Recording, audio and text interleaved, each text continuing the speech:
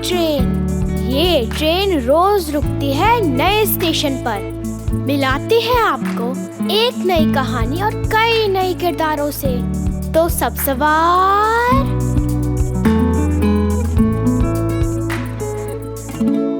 आज की हमारी कहानी है रेख्ता फाउंडेशन से। इसका शीर्षक है मीठे जूते और इसे लिखा है इस्मत चुगताई ने। नन्हे भाई बिल्कुल नन्हे नहीं, बल्कि सबसे ज्यादा लंबे, तगड़े और सिवाय आपा के सबसे बड़े हैं। नन्हे भाई आए दिन नित नए तरीकों से हम लोगों को बेवकूफ़ बनाया करते थे।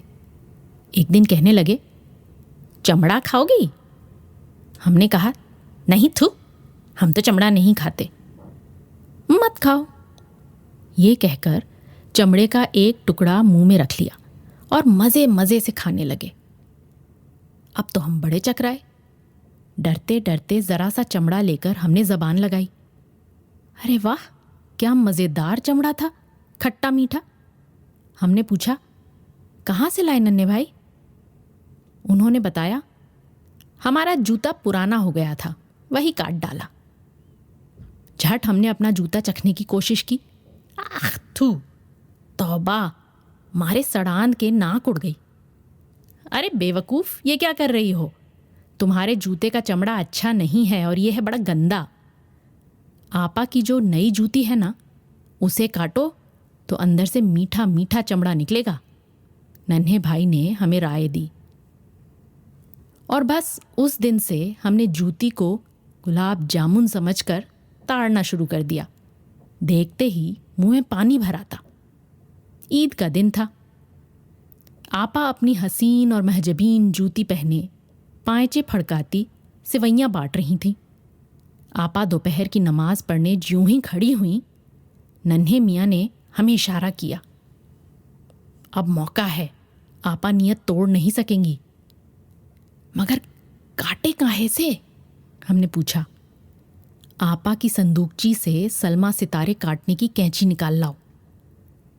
हमने यूं ही जूती का भूरा मुलायम चमड़ा काट कर अपने मुंह में रखा, हमारे सर पर झट चप्पलें पड़ी। पहले तो आपा ने हमारी अच्छी तरह कुंदी की, फिर पूछा, ये क्या कर रही है? खा रहे हैं, हमने निहायत मासूम सूरत बनाकर बताया। ये कहना था कि सारा घर हमारे पीछे हाथ धोकर पड़ गया।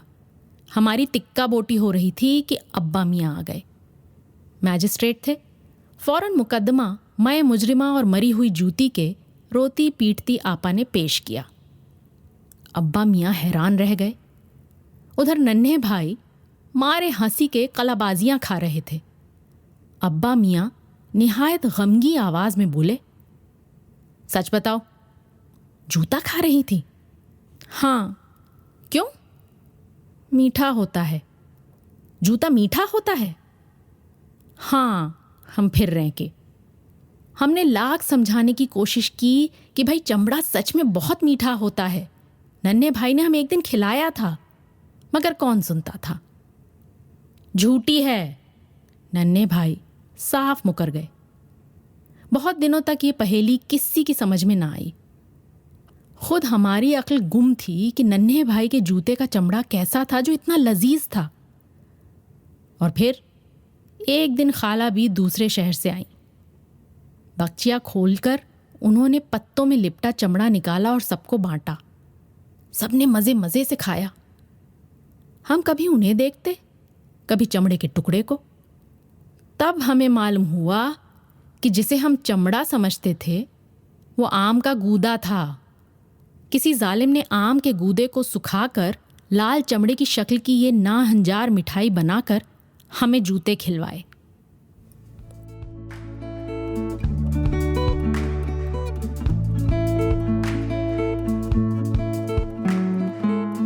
आशा है ये कहानी आपको पसंद आई होगी। ये कहानी आपके लिए लाए रेख्ता, नई धारा और प्रथम।